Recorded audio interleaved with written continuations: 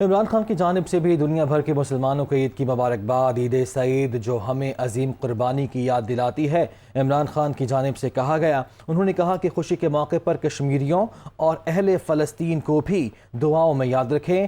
Chairman Tehreek Insaf Imran Khan کی جانب سے یہ ٹویٹ کیا گیا۔ انہوں نے دنیا بھر کے مسلمانوں کو عید الاضحیٰ کی مبارکباد دی۔ انہوں نے یہ بھی کہا کہ عید سعید ہمیں عظیم قربانی کی یاد دلاتی ہے۔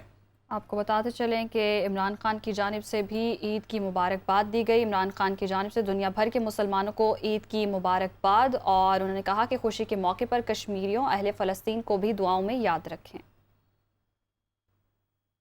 آگے بڑھتے ہیں۔ چیئرمین تحریک انصاف عمران خان کی جانب سے دنیا بھر کے مسلمانوں کو عید کی مبارکباد۔ وہ کہتے ہیں کہ عید سعید ہمیں عظیم قربانی کی یاد دلاتی ہے۔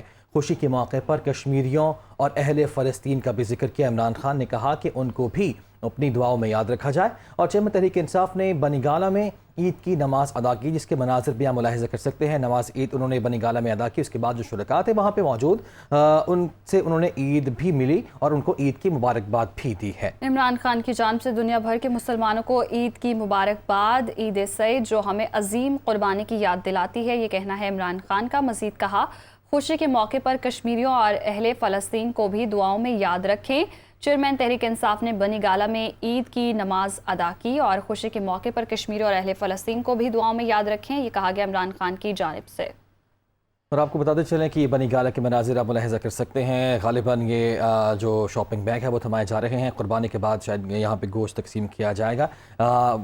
سابق وزیر اعظم عمران خان نے بنی گالہ میں نماز عید ادا کی ہے۔ وائٹ شلوار قمیض میں وہ ملبوس ہیں۔ عمران خان کی جانب سے دنیا بھر کے مسلمانوں کو عید کی مبارکباد بھی دی۔ ان کی جانب سے ٹویٹ بھی کیا گیا۔ انہوں نے کہا کہ عید سعید ہمیں عظیم قربانی کی یاد دلاتی ہے۔